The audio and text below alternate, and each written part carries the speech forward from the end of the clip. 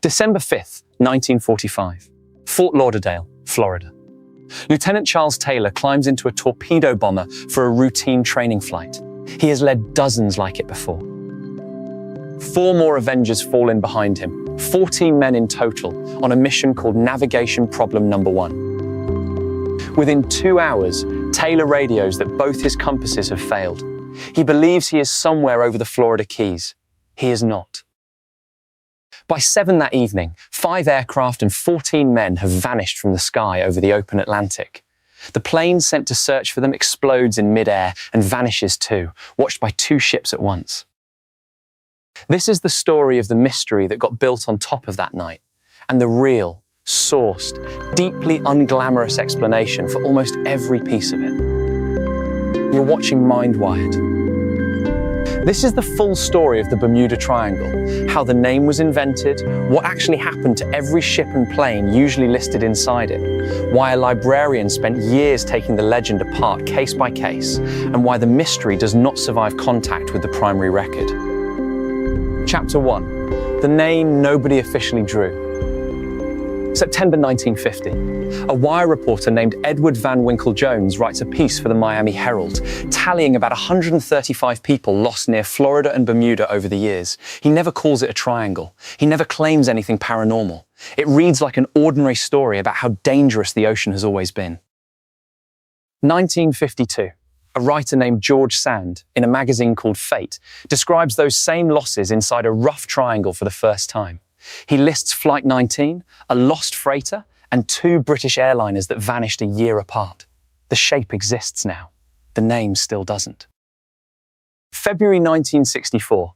A writer named Vincent Gaddis publishes an Argosy magazine cover story and gives the shape its name for the first time, the Bermuda Triangle. He draws it from Florida to Bermuda to Puerto Rico and back through the Bahamas and calls the losses beyond the laws of chance. What Gaddis never does in that entire article is compare his list of losses to how much traffic actually crosses that water. No count of ships, no count of flights, just a list of the ones that went wrong. Without a denominator, there is no way to know if the numerator is unusual at all. 2 years earlier, in 1962, a different writer had already built the emotional core of this legend out of nothing. Alan Eckert wrote a magazine account of Flight 19 that invented dramatic radio dialogue, pilots saying the ocean looked wrong, that nothing seemed familiar. None of it is in a single Navy transcript. Gaddis's own sources leaned on that invented version. 1965. Gaddis expands the magazine piece into a full book, Invisible Horizons, with a chapter called The Triangle of Death, 1974. Charles Berlitz publishes the Bermuda Triangle, and it becomes a genuine phenomenon, reportedly selling in the millions. Berlitz's central twist is that the disappearances connect to the lost city of Atlantis. There is 0 physical evidence for that claim. None. It is his theory, and only his. And here is the detail every single retelling leaves out. Nobody has ever agreed on where the triangle actually is. Some versions stop at Puerto Rico. Some stretch into the Gulf of Mexico. One version stretches all the way to the Azores. Estimates of its total size range from about 500,000 square miles to nearly 3 times that. That is not a place with a border. That is a shape redrawn by whoever happens to be telling the story that year. Chapter 2. The flight nobody could explain, and the line that was never actually said. Charles Taylor was not a rookie. 2,509 flight hours, a combat tour flying torpedo bombers off a carrier in the Pacific. And for most of the year before that afternoon, he had been based in the real Florida Keys, flying that exact water. That is what makes the next part so devastating. Navigation problem number 1 sent the 5 Avengers out over the water, around a shoal for a practice bombing run and back. Routine. Taylor had flown it, or something like it, many times before. By mid-afternoon, Taylor radios that he is uncertain of his position. Another instructor makes contact and asks what his trouble is. Taylor answers that both his compasses are out and that he is sure he is over the Keys. He just doesn't know how far down or how to get back to Fort Lauderdale. He was not over the Keys. A radio fix taken not long after placed the flight within 100 miles of a point well north of the Bahamas, out over the open Atlantic, flying in the wrong direction entirely, away from the mainland he was trying to reach. You may have heard a different, stranger version of that radio call. Pilots saying the ocean looked wrong, saying the aircraft closing in on them did not look like Navy planes at all, like they were from somewhere else entirely. That line was invented 3 years earlier in that 1962 magazine story, and it was printed as fact in Berlitz's best-selling book. It does not exist in a single Navy transcript from that day or any other. Taylor's actual final transmission was much less strange and much sadder. All planes close up tight. We will have to ditch unless we make landfall. When the first plane drops below 10 gallons, we all go down together. A rescue seaplane with 13 more men aboard took off that same night to search for them. It sent one routine radio check and then nothing.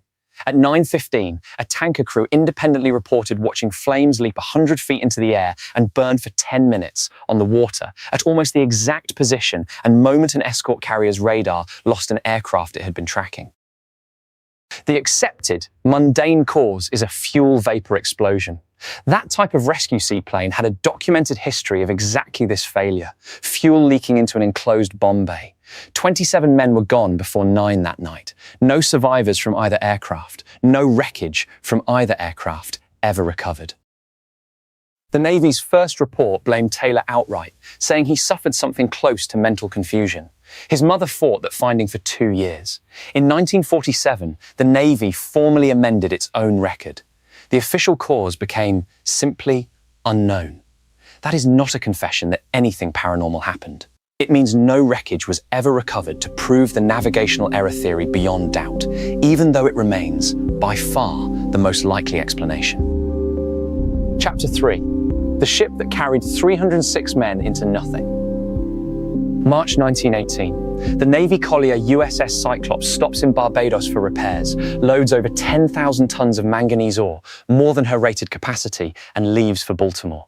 She is never seen again. 306 people are aboard, including the American Consul General to Brazil. The Navy's own historians, to this day, list the cause as undetermined. Their leading guess, and it is only a guess, is that an overloaded, weakened hull broke apart in a storm recorded near the American coast around the same time. That is a guess, not a conclusion, because there is no wreck to confirm it. During the war, some suspected a German raider or submarine. After the war, German naval records were checked. There was no U-boat operating anywhere near that water on that date. The wartime rumor simply did not hold up once anyone actually looked. There is also a persistent rumor about the ship's own captain, a mutiny, a sabotage plot. No official investigation, then or since, has ever supported it. It survives purely as folklore layered onto a tragedy that already didn't need embellishing. Chapter 4. The tanker that was never even in the triangle. 1963. The tanker Marine Sulphur Queen goes silent in the Florida Straits with 39 crew aboard. No bodies, no survivors. A handful of debris found off the Florida Keys. The Coast Guard's own Marine Board of Investigation did not call this a mystery. They called it a scandal. Fires in the tank area so routine the crew had stopped bothering to sound the alarm. A ruptured steam coil, inoperable temperature gauges. A structural flaw common to tankers converted the way this one was. Their verdict, the ship was unsafe and never should have sailed. The board considered 4 specific ways she could have gone down. A cargo explosion, a hull failure, a capsize from rolling in the swell, a steam explosion, and admitted that without survivors or wreckage, they could not say which. That is a real, sourced, structural investigation with real findings. It is not a shrug into the unknown. And here is the detail that gets left out of every retelling. The Marine Sulphur Queen sank in the Gulf of Mexico and the Florida Straits, outside almost every version of the triangle's own boundary.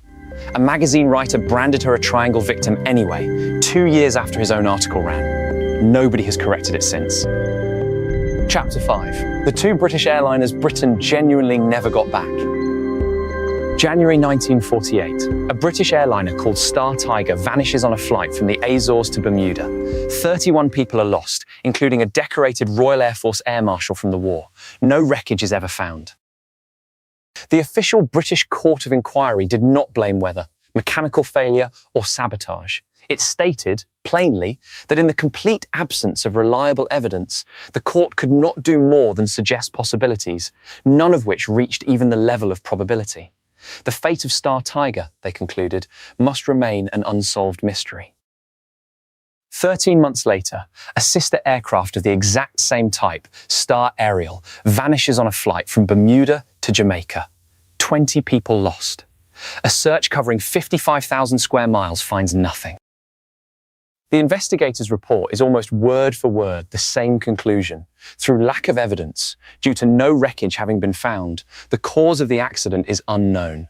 No mechanical defect, no weather problem, no sabotage, just an honest, official unknown, twice, 13 months apart. These two are genuinely, honestly unsolved. That is worth sitting with for a second, because it proves this episode is not trying to explain away every single case with a clean answer. Some real mysteries stay real mysteries. They just never required anything beyond ordinary aviation, in ordinary weather, going wrong in a way nobody was ever able to prove. Chapter 6. The most famous name on the list was never anywhere near this water. Almost every Bermuda Triangle book ever written includes the Mary Celeste, found drifting and abandoned in 1872. What almost none of them mention, she was found near the Azores, in the eastern Atlantic, thousands of miles from Bermuda, in essentially the opposite ocean. One likely reason for the mix-up: a different ship with a nearly identical name, the Mary Celeste, genuinely did wreck near Bermuda a few years earlier. Two ships, one letter apart, 8 years apart, and one geography accidentally borrowed the other's mystery forever. The likely real explanation for the real Mary Celeste is almost mundane. She was carrying over 1,700 barrels of raw industrial alcohol, a slow leak, a vapor scare, and a crew who panicked into a lifeboat that was then lost at sea in bad weather. Insurance fraud was investigated at the time. It was never proven. No fraud, no mutiny, no mystery required. Just a famous name, borrowed from the wrong ocean, and kept in the story because it was already famous, not because it belonged there. Chapter 7. The Librarian Who Killed the Mystery. 1975. A reference librarian named Larry Kusche, working at Arizona State University, keeps getting the same research requests from students. Help me find sources on the Bermuda Triangle. So he starts pulling the sources himself. He writes directly to the Navy, the Coast Guard, Lloyd's of London, and the National Weather Service. He reads newspaper microfilm going back decades. He conducts around 92 personal interviews. Nobody had done this before. Every previous author had simply cited the last author. What he found, case after case, a documented storm active at the exact time and location of a loss, simply never mentioned in the popular retelling. A ship logged as vanished that had, in fact, turned up safely in port weeks later. A plane reported as having disappeared that had, in front of a crowd of witnesses, crashed on a beach in Florida. He even tracked down one of the most repeated ghost ship stories in every Triangle book and could not find a single primary record that it had ever happened at all. Not misreported, not exaggerated, simply invented and then endlessly recopied. His conclusion was never that nothing tragic happened out there. Ships sank, planes went down, real people died. His conclusion was that the mystery on top of those tragedies was manufactured, one author at a time, each one copying the last author's errors instead of checking the primary record for themselves. Chapter 8. What the actual numbers say. The National Ocean Service puts it about as plainly as a government agency ever puts anything. There is no evidence that mysterious disappearances happen more often here than in any other large, heavily traveled stretch of ocean. That is the actual, current, official position of the agency that studies this water for a living. The United States Board on Geographic Names does not even recognize the Bermuda Triangle as an official place name. As far as the federal government is concerned, on paper, it does not officially exist. Lloyd's of London, the insurance market whose entire business depends on correctly pricing real risk, has never charged more to cross this water. If there were an actual elevated hazard here, the people whose entire job is finding hazards and charging accordingly would have found it and priced it in decades ago. In 2013, the World Wildlife Fund ranked the world's oceans using real shipping loss data going back over a decade. The Bermuda Triangle did not crack the top 10 most dangerous stretches of water on the entire planet. It landed around 12th by total losses, well behind the South China Sea and the Mediterranean, and even further down the list once you account for how much traffic actually passes through. And the reason the raw body count still looks large is simple. This is one of the busiest patches of ocean on the planet. Miami and Port Canaveral alone move something like 17 million cruise passengers a year. San Juan's airport boards roughly 12,000 people a day. More traffic, mechanically, produces more incidents, even when the underlying rate is completely ordinary. The Gulf Stream itself explains a lot of the rest, in two separate ways. First, it is a fast, powerful current, and where it collides with different air masses, it breeds sudden, violent weather. Second, it is extremely good at scattering wreckage and debris before anyone can reach it. That is a mundane, physical, boring reason evidence goes missing. It is not evidence of anything else. An Australian scientist who has studied this put the human error math simply. The percentage of ships and planes that go missing here is the same as anywhere else in the world. It is ordinary probability applied to an extraordinary amount of traffic. And just south of it lies the Puerto Rico Trench, plunging to the Milwaukee Deep, the single deepest point in the entire Atlantic Ocean. Sometimes a wreck is never found for the single most boring reason there is. It is sitting 5 miles down. Chapter 9. The theories that never held up and the ones still running right now. You will hear that pockets of methane trapped under the seafloor could erupt without warning and sink a ship, or ignite into a fireball in the air above it. A government geologist who studies exactly this kind of seafloor gas has said there is no evidence of a release anything like that happening in this region in the last 15,000 years. You will hear that compasses go strange here, that this is one of only 2 places on Earth where true north and magnetic north perfectly align. That effect is real. It is also basic navigational science, taught to every sailor and pilot who has ever earned a license, and it exists at multiple longitudes scattered around the planet, drifting slowly over time, not fixed uniquely to this one triangle. A real oceanographer at the University of Southampton went further than most and actually tested a theory in a lab. He proposed that storms converging from 3 directions at once could generate rogue waves up to 100 feet tall, and he built a scale model of a hull shaped like the USS Cyclops and put it through a wave tank to see how it would behave. The model showed real vulnerability to a wave snapping a long, overloaded hull like hers. That is genuine, serious oceanography. What it is not is unique to this stretch of water. Storm convergence rogue waves are a documented hazard anywhere 3 weather systems can meet at sea, not a phenomenon invented for this one triangle. In 2014, a television program showed satellite photos of strange hexagon-shaped clouds over the region and presented them as a newly solved piece of the mystery. Microbursts the show called air bombs, sudden violent downdrafts strong enough to sink a ship or down a plane. The meteorologist who provided the original explanation later told a reporter that what actually aired was, in his own words, an editing job that was horrendous. He said he had offered the network an illustrative, straw man example, never a solved mystery. They sold it as an answer anyway. These hexagonal cloud formations turn up at plenty of other ocean locations worldwide. That is the entire mechanism on camera, admitted by the scientist involved. A real detail, stretched past what it can support for a better hour of television. And the machine is still running today, in real time. A claim now circulates online about a sonar survey that supposedly found a perfectly glassy, geometric triangle carved into the seafloor. No university has published it. No named scientist stands behind it. No actual study has ever been located. It has every hallmark of being manufactured content, not a real finding. The exact same pattern Vincent Gaddis started in 1964 is still generating brand new fake evidence right now.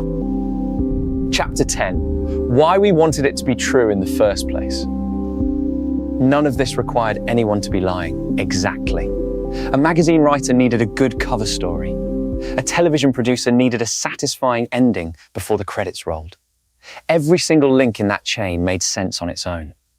The mystery was never built by one person. It was built by dozens of people, each one making the story slightly better, one retelling at a time. A documented storm is not a satisfying answer. A structural flaw in a converted oil tanker is not a satisfying answer.